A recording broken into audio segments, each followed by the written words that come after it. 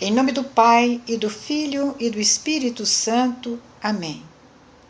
A todos vocês, a nossa saudação.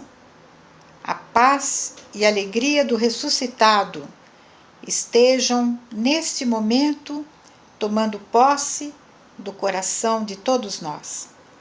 Acolho a todos com a palavra com a qual a Igreja nos abraça ao entrarmos no templo para a celebração eucarística. A palavra com a qual que a Igreja escolheu é esta: o Cordeiro que foi imolado é digno de receber o poder, a divindade, a sabedoria, a força e a honra. Aleluia! Nós participamos um pouco dessa palavra do Senhor. Devemos participar, já que nós somos membros do corpo de Cristo. Nós somos uma só realidade em Cristo Jesus. E assim como Jesus, o Cordeiro de Deus, aquele que tira o pecado do mundo, para fazer a obra da salvação, precisou ser imolado, nós também, que somos como que pequenos cordeiros no meio dos lobos deste mundo, nós somos chamados a sermos mansos e humildes de coração, como Jesus, como é o coração de Jesus, mas dispostos a nos deixarmos esfolar pela nossa prática da ascese espiritual. Todos nós temos que ter uma meta espiritual, um projeto de vida espiritual. Aliás, estamos neste ponto na formação para os que já são consagrados na comunidade, a importância de uma regra de vida, de um projeto de vida, de um plano de vida espiritual, de um caminho, na verdade, de um caminho de santificação. Nós precisamos aprender com Jesus Cristo e com aqueles que nos precederam no reino dos céus.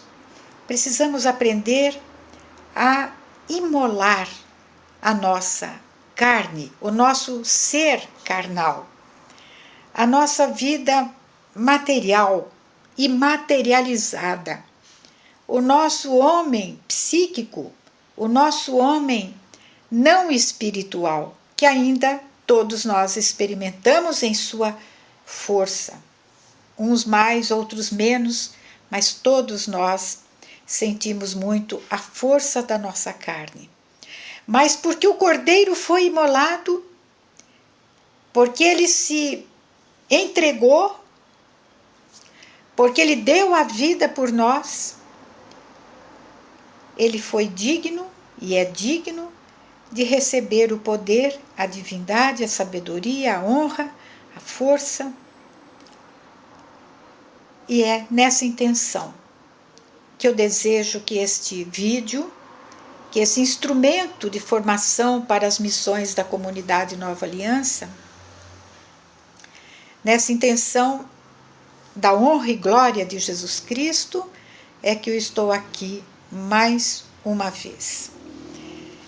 E me aproveitando desta palavra, no momento em que eu rezava hoje o Salmo 57, dizia assim, Salmo da Santa Missa, né? Cheguei num versículo que já foi assunto, já foi tema de um dos nossos congressos nacionais. E vocês vão se lembrar. O Salmo é o 57, o versículo é o versículo 8. Meu coração está pronto a Deus. Meu coração está pronto. Eu experimentei no dia de ontem toda a força carnal do meu ser. Vocês não imaginam que luta tremenda que eu tive entre aquilo que com certeza eu percebia ser a vontade de Deus e aquilo que a minha vontade queria fazer, quis fazer e fez, se sobrepondo a um estilo de vida que eu me impus, e me impus pela graça de Deus. Eu sei que Deus abençoa esse plano, mas que ontem foi um fracasso total. Mas onde sempre há morte e o reconhecimento da força do pecado no nosso ser, ali a graça superabunda. E a graça foi muito abundante em mim, porque eu fui dormir ontem com um arrependimento muito grande no coração. E o desejo imenso de me apresentar ao sacerdote no dia de hoje e fazer a minha confissão. E vou dizer para vocês, não é nada grave não fique pensando que é um pecadão. Não. Nem sei se chega a ser pecado, mas para mim, eu não estou mais nessa de se é pecado ou se deixa de ser pecado. Eu estou no desejo de ser fiel, nas pequenas coisas. Hoje eu li uma coisa tão bonita sobre Nossa Senhora.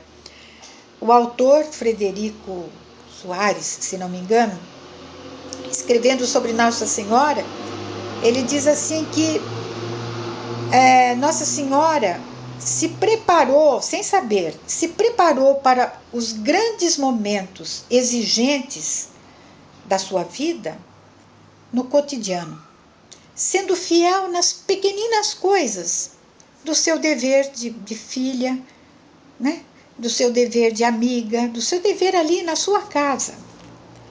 E assim é que isto se confirma com a palavra de Jesus. Quem não é fiel no pouco, não será fiel no muito. E aqui é que estava o meu problema.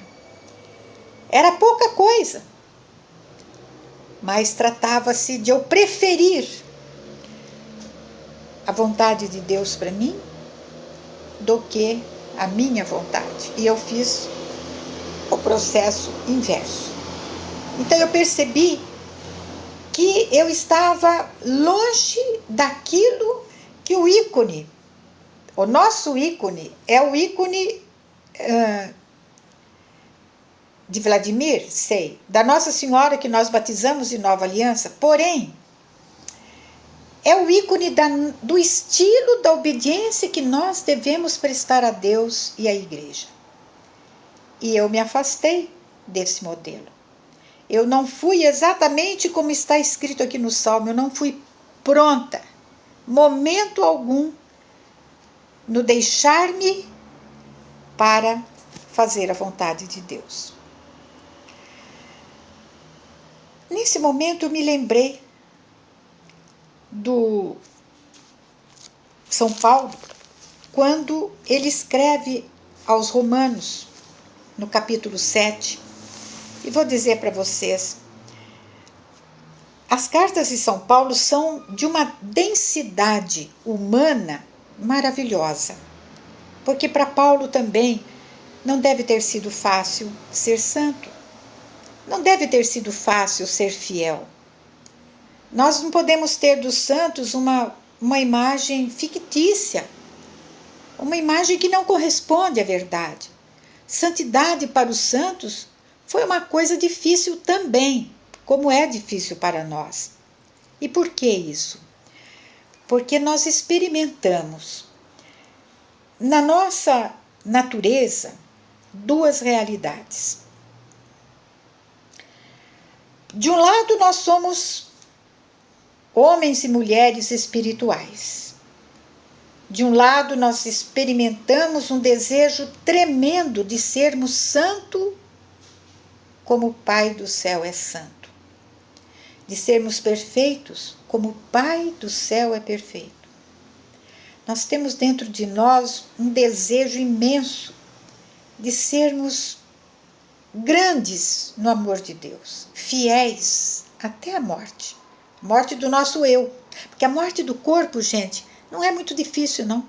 O duro é a morte do ego, do eu. Eu experimento esse lado meu bonito, como você experimenta o seu. Esse desejo de mais Deus na nossa vida. De um segmento mais fervoroso, ardoroso, audacioso, fiel a Jesus Cristo e ao seu Evangelho. Por outro lado, experimentamos também a força da lei carnal, a força da lei da carne, a força da lei do pecado, que nem sempre é derrotada.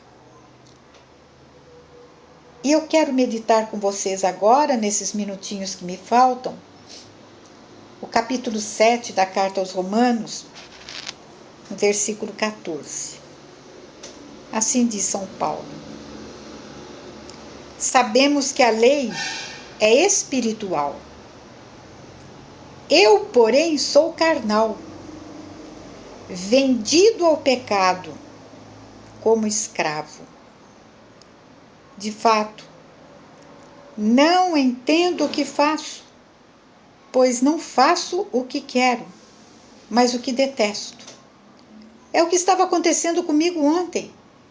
Eu era consciente de que eu não queria fazer aquilo que eu estava fazendo porque estava na hora de eu fazer outra coisa, dentro da minha regra de vida. E eu não deixei, não priorizei o meu dever. Eu experimentei esta palavra. Eu não entendo o que eu faço. Eu não faço o que quero, mas faço aquilo que eu detesto. E se faço o que não quero, eu concordo que aquilo que está contemplado na minha regra de vida é uma coisa boa. A lei é boa. A lei é boa. Ela vem para me ajudar a perceber onde está a vontade de Deus. E isto é o que a igreja comenta no ponto 1963, 1963, quando diz: segundo a tradição cristã, a lei santa, espiritual e boa ainda é imperfeita. E a igreja vai explicar por que a lei é imperfeita. Ela é boa porque é como um pedagogo. Ela mostra o que se deve fazer. Eu sei o que eu tinha que fazer. Mas, sempre tem esse mas, né, gente? Mas a lei, por mais santa, mais espiritual e melhor que seja, por mais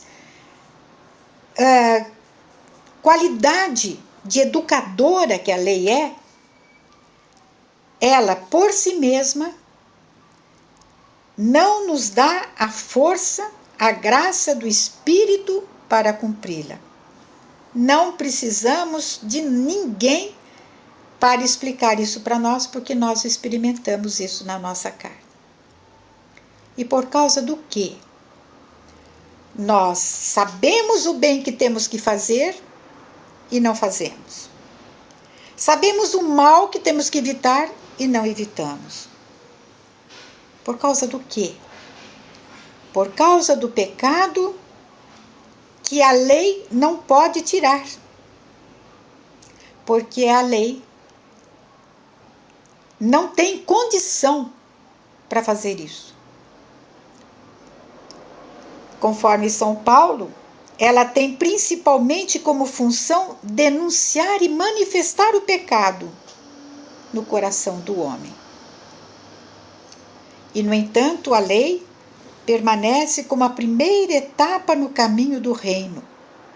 A lei prepara e dispõe o povo eleito e cada cristão à conversão e à fé no Deus Salvador.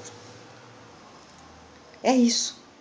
Oferece um ensinamento que subsiste para todo sempre como a palavra de Deus.